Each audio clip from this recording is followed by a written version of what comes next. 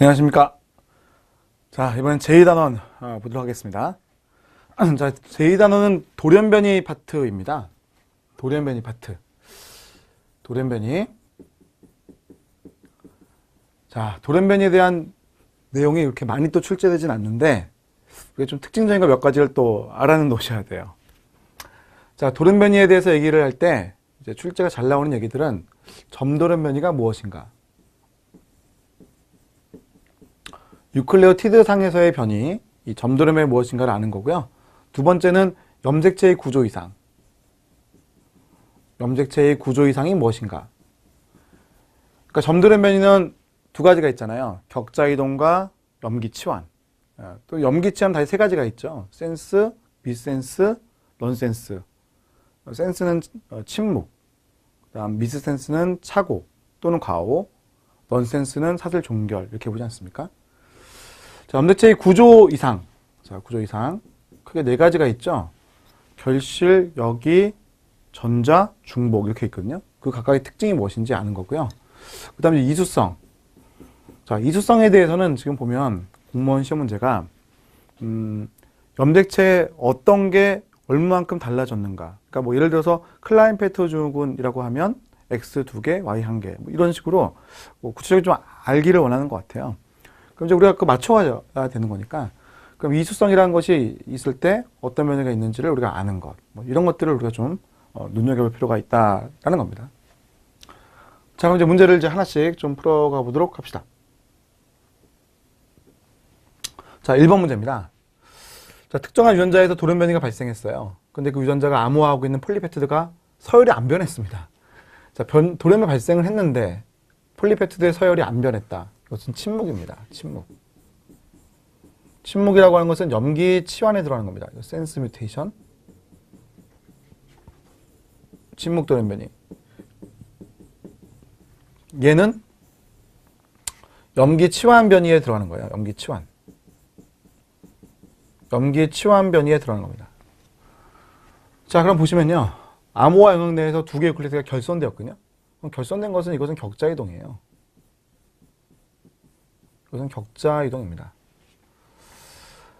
자, 게시 코돈이라고 하는 것이 다른 코돈으로 변형되었다. 아, 이거부터 설명 좀 더 할까요? 자, 암호화 영역 내에서 두 개의 유클리드가 결손되잖아요. 그럼 격자 이동이 되는 건데, 격자 이동이면 번역의 격자가 바뀌는 거죠. 그러니까 예를 들어서 A, U, G, C, C, C라고 했을 때 두 개가 빠졌다는 겁니다. 결손이 되게 되면 이게 두 개가 빠졌으니까 원래는 C, C, C 해야 되는데 A, A, A라고 한다면 그 다음에 C, A, A라고 하는 걸로 번역이 되잖아요. 그러니까 결국 결손된 다음부터 유클레오티드 그 코돈의 순서, 코돈의 그 서열이 다 바뀌게 되는 거죠. 그럼 아미노산의 순서가 다 바뀌게 되는 게 특징이 되는 거예요. 그러니까 결국 폴리페티드 서열이 변하지 않을 리가 없다는 거죠. 자, 두 번째는 자, 게시 코돈이 다른 코돈에 변형되었다. 그럼 게시 코돈이 다른 코돈에 변형이 되면 역시 또 번역이 다 안 돼요. 보면 AUG라고 하는 것이 다른 코드로 바뀌었다면 이게 만약에 C로 바뀌었다. 그럼 게시 코드에 사라져 버린 거예요. 그럼 게시 코드에 사라지게 되면 그 다음 어딘가에서 AUG라는 소리 나올 때 이때 이게 다시 게시 코드로 시작을 할 거거든요. 그럼 이것은 아미노 서열이 또 다 달라지게 되죠. 자, 암호 영역 내에서 하나의 유클레오티드 삽입된 경우 이것도 또 하나의 격자 이동이죠. 이게 다 지금 격자 이동의 얘기들을 하고 있거든요. 그렇다면 아미노 서열이 다 달라지게 됩니다. 자, 4번. 인트론 내에 3개의 유클레오티드가 삽입되었는데 이게 새로운 기능성 스플라이싱 수용체 부위를 만들었다. 아, 그러면 스플라이싱 수용부가 또 하나 만들어진 거기 때문에 그 자리에서 제거되는 일이 또 일어날 수가 있는 거예요. 그렇다면 이것도 아미노 서열을 바꾸게 되는 일이 되는 거죠. 이해가십니까? 자, 스플라이싱 수용부부터 하나 예를 들을까요? 무슨 말인지 좀 이렇게 좀 혼동스러우면 제가 예를 들어 드릴게요.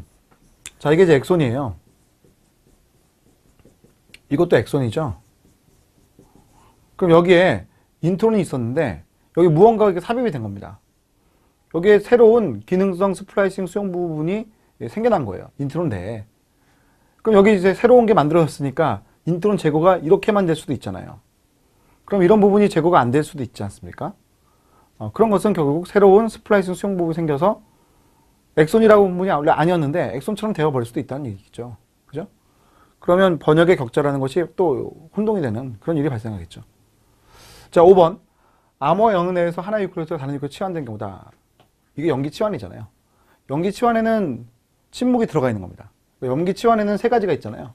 하나는 이제 침묵, 다른 하나는 이제 착오, 다른 하나는 사슬 종결이 있는데 이 세 가지가 이제 다 들어있거든요. 따로따로. 그지? 이게 다 염기 치환이에요. 그런 애들이요. 자, 염기 치환이라고 하는 것은 침묵이라고 하는 것이 포함된 내용이다라는 겁니다. 그러니까 답은 이제 5번이 되겠죠. 자, 그 다음 문제를 보도록 할게요. 자, 이건 특별한 예에 대한 얘기인데, 특별한 얘기지만 워낙 유명한 예니까 이걸 한번 볼게요, 여러분. 워낙 유명한 예거든요. 겸상적혈구 빈혈증이라는 게 있습니다. 워낙 유명한 예죠. 적혈구가 이게 겸용으로 바뀐 거죠. 겸상. 이게 겸상이에요. 원래 적혈구는 이렇게 동그래야 되거든요. 움푹 패여 있고 동그래야 되는데 이렇게 되어 있어. 그럼 얘들은 모세혈관을 잘 이렇게 통과해가지 못하고 막 걸리는 거야. 그러니까 얘들이 결국 혈관을 막아가지고요. 문제가 이제 커질 수가 있는 게 특징인 겁니다. 그럼 왜 이런 문제가 생겼느냐는 건데, 6번째 코돈의 바뀜이 있었어요. 이게 이제 6번째 코돈이거든요. 6번째 코돈이 원래 글루탐산이었는데 발린으로 바뀐 거예요. 발린으로 바뀌니까 헤모글로빈이라는 애들이 서로 간에 막 뭉쳐요. 그러니까 서로 간에 이제 일렬로 붙거든요.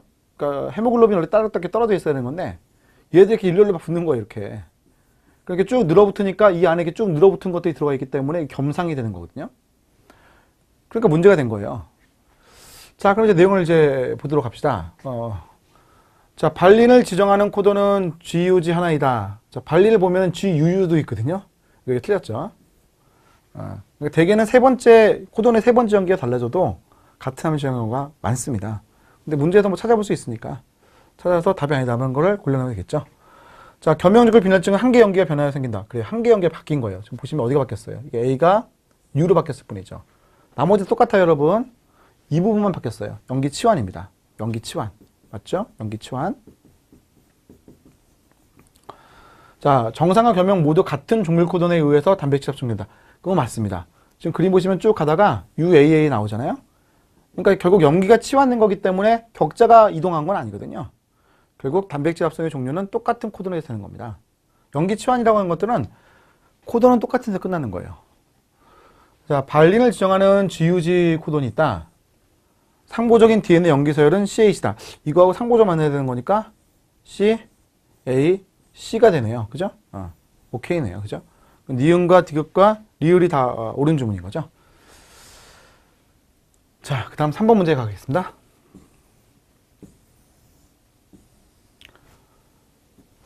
자, 도련변이에 대한 설명입니다. 자, 터너주구는 1염색성이다. 이게 여자분인데 X염색체 한 개만 있는 분이에요. X염색체 한 개만 있는 분입니다. 이걸 우리가 1염색성이라고 보죠. 1염색체성. 염색체가 한 개밖에 없다 이렇게 표현한 거예요. 원래 성염색체는 두 개 있어야 되잖아요. XX 또는 뭐 XY 뭐 이런 식으로 있어야 되는데 이게 한 개밖에 없으니까 1염색체성이다 이렇게 부르는 거죠. 뭐 예를 들어서 그럼 XXY면은 뭐라고 할까요?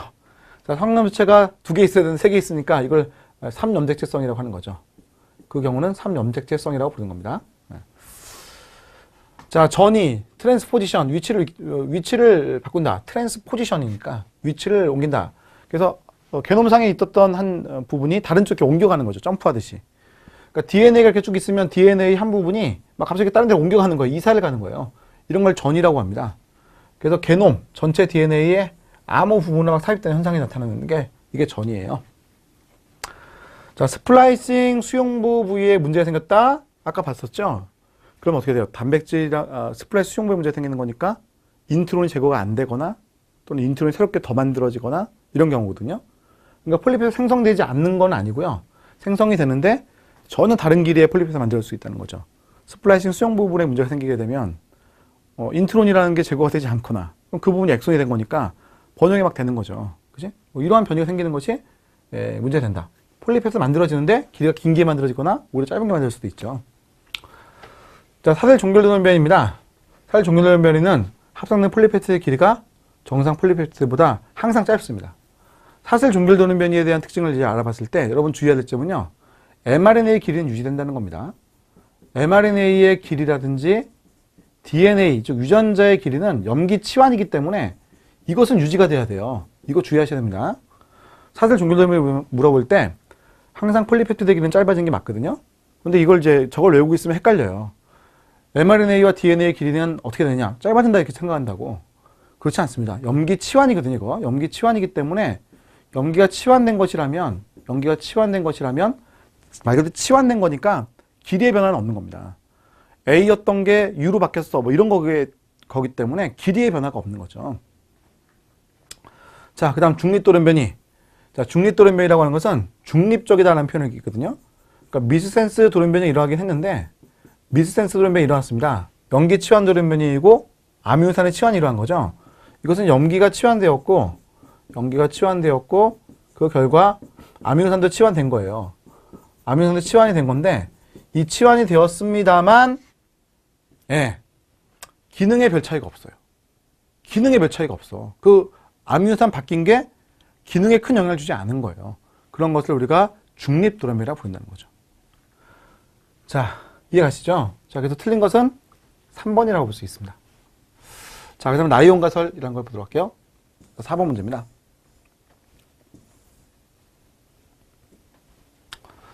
자, 라이온 가설. 자, 라이온 가설이라고 하는 것은 라이온 효과. 우리 X염색체 불활성화에 대한 얘기죠, 여러분. X염색체의 불활성화에 대한 얘기입니다. X염색체의 불활성화가 왜 일어나냐면 X염색체 2개 이상이니까. 그러니까 여성은 당연히 일어나는 겁니다. 남성도 일어날 수 있어요. XXY인 남자라면 일어날 수 있습니다. 그러니까 X염색체가 2 이상입니다. 2개 이상이에요. 그러면 발생 과정 중 한 개의 X염색체, 한 X염색체는 불활성화가 됩니다. 한 X염색체는 무작위로 불활성화가 되는 거예요. 나머지 한 개는요, 활성화가 되는 겁니다. 나머지 한 X염체는 활성화가 되는 거죠. 그럼 불활성화가 되는 것은 응축이 되기 때문에 작아져요. 이걸 이제 바라는 독일 사람이 발견했거든요. 바라고 하는 독일 사람이 발견했습니다. 그래서 바소체라고 부르거든요. 자, X염체가 그럼 3개야. 그럼 어떻게 될까요? 3개면. X염체 3개면은, 2개가 불활성화 되는 겁니다. 그리고 1개만 놔두는 거야. 그러니까 결국 1개만 놔두면 되는 거다는 거다. 1개만 놔두면 된다. 근데 그 다음에는요, X염체 하나가 불활성화 되잖아요? 이게 이제 예를 들어서 불활성화 된 게 있어.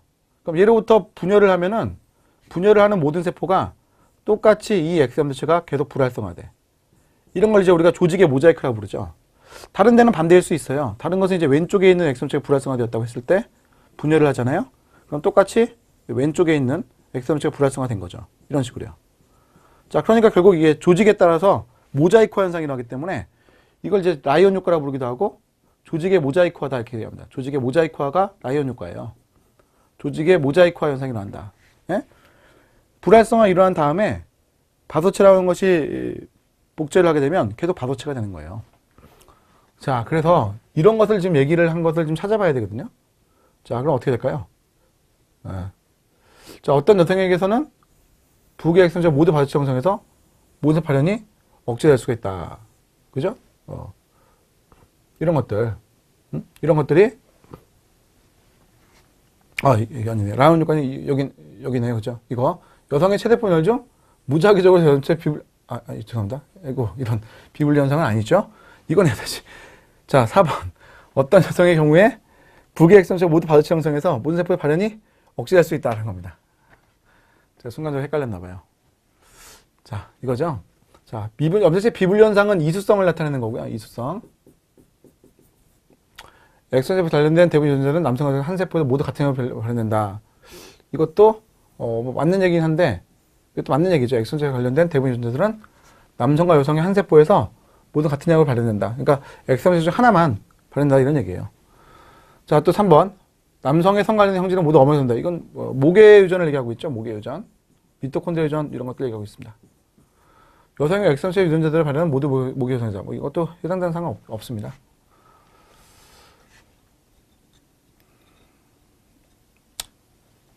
자, 바소체라는 거죠. 바소체. 바소체라는 것이 만들어진 것에 대한 얘기를 할 수 있어야 되겠습니다. 자, 그 다음 5번. X염색체 중에서 한 개만 가졌을 때 나타나는 증후군을 물어봤습니다. 터너 증후군, X염체 한 개죠. 이걸 말하는 거예요. 터너 증후군. 유일한 1염색체성입니다. 그래서 잘 나옵니다. 유일한 1염색체성. 나머지는 다 2개 이상이거든요. 나머지는 다 2개 이상입니다. 다운 증후군 21번 염색체가 3개인 사람. 이거 3개인 사람입니다. 클라인페트 증후군 XXY인 사람. 쿠신 증후군 모르셔도 되고. 자, 야콥 증후군은요, XYY인 사람입니다. 자, 이렇게. 응? 자, 다음 문제 볼게요. 자, 우리 공무원 문제가요, 이거 잘 물어봐요. 염색체 개수. 그 개수에 대한 특징을 여러분 아시면 좋겠습니다. 자, 어떠한 단백질 X의 기능이 가장 심하게 망가져 있는 건 뭐냐? 암호화 영역의 끝부의 유클리드 한계가 삽입된 경우. 맨 끝부분이기 때문에 유클리드 한계 삽입되었을 때 그렇게 많이 망가지지 않았을 거예요. 마지막 부분에 삽입되었거든요. 암호화 영역 시작 부위에 유클리드 한계가 결손된 거. 이거는 엄청난 변이라고 하겠네요. 이거는 처음부터 다 망가진 거니까 결손이 되었어. 격자 이동이 다 일어났죠. 뒤쪽으로요. 자, 암호화 중간에 유클리드 3개가 삽입되었다. 연속으로 결손되었다. 3개가 연속 결손되었으면 그 다음 것부터는 격자가 바뀌지 않았을 거예요. 코돈이라고 하는 것은 3년 기조인데 3년 기조잖아요. 근데 통째로 이거 3개가 없어졌다면 틀 이동은 일어나지 않거든요. 격자 이동은 일어나지 않습니다. 격자는 그대로예요. 자, 이것도 끝부분이죠. 4개 연속적으로 결손되었다. 끝부분이기 때문에 큰 변화가 없죠. 자, 중간 부분에 유클리드 한계가 치환되었다. 그럼 치환된 그거 하나만 문제가 되는 거죠. 그래서 가장 큰 문제가 되는 것은 지금 2번이라고 타당하게 골라내셔야겠습니다. 자, 그럼 7번입니다. 자, 산업 염색체 이상입니다. 클라인펠터 증후군 XXY인 남자입니다. 터너 증후군 여자 X 하나인 남자입니다. 여자입니다.